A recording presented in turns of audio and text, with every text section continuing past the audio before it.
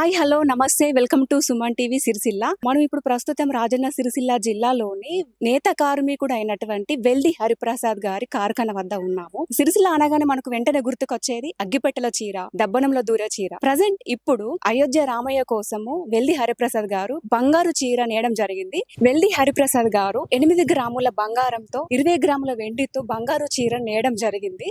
ఆ చీర గురించి మరిన్ని వివరాలు తెలుసుకునే ప్రయత్నం చేయండి. మీరు కూడా నాతో పాటు వచ్చేయండి. ఇక్కడ మనకి ఎదురుగానే చీర కనిపించడం జరుగుతుంది. చీర చూడ్డానికి చాలా బాగుంది. వెండితోని బంగారంతోని నేసినటువంటి చీర. ఇక్కడ మీరు చూస్తున్నారు రాముల వారు చాలా చక్కగా ఎంత అద్భుతంగా నేసారో ఈ సారీ అని.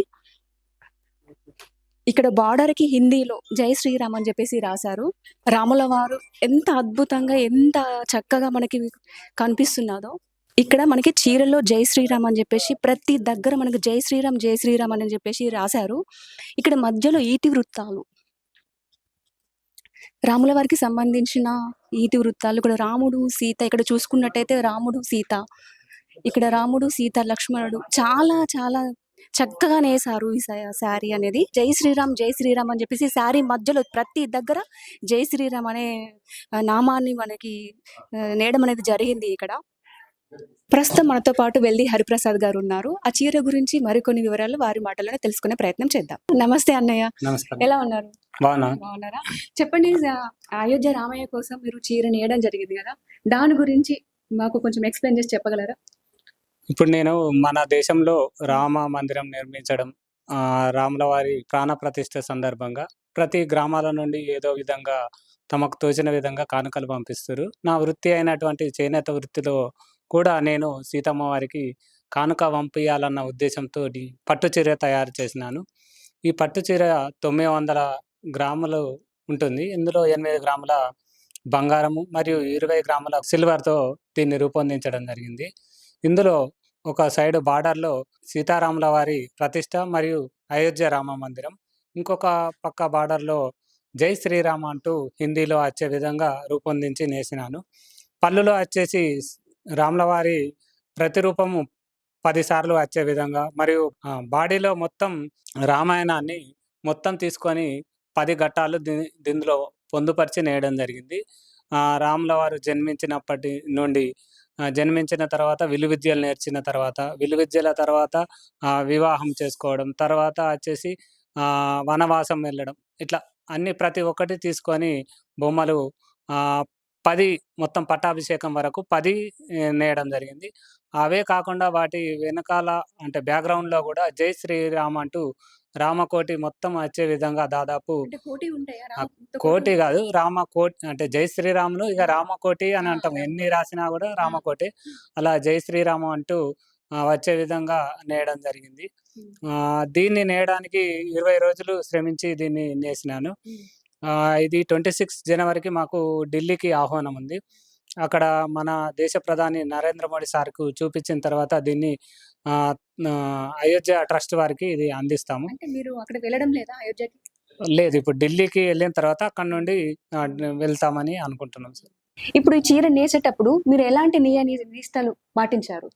ఈ చీర నేసేటప్పుడు మేము చెప్పులు వేసుకోలేదు, మరియు నాన్ వెజ్ ఎలాంటిది ముట్టలేదు. నియమ నిష్టలతోనే దీన్ని 20 రోజులు శ్రమించి నేయడం జరిగింది మేడం. థ్యాంక్ యూ అన్నయ్య, మాకు ఈ చీర గురించి ఇంత బాగా ఎక్స్ప్లెయిన్ చేసి మాకు వివరించినందుకు థ్యాంక్ యూ. ప్రస్తుతం మనతో పాటు వెల్ది హరిప్రసాద్ గారు వైఫ్ గారు ఉన్నారు. ఈ చీర గురించి మరికొన్ని వివరాలు వారి మాటల్లోనే తెలుసుకుని ప్రయత్నం చేద్దాం. ఓకేనా మేడం, చెప్పండి ఈ చీర గురించి. చీర నేయడానికి ఎన్ని రోజులు పట్టింది? దాదాపు 20 రోజుల సమయం పట్టింది. 20 రోజుల సమయం పట్టిందా? కింద జై శ్రీరామ్ అని రాశారు. ఇది డిజైన్ ఎలా వేసారు మీరు? ఫస్ట్ అది కంప్యూటర్ లో డిజైన్ చేసుకుని వేసాము. బార్డర్ లో మొత్తం శ్రీరాముల వారి పట్టాభిషేకం బొమ్మ వస్తుంది.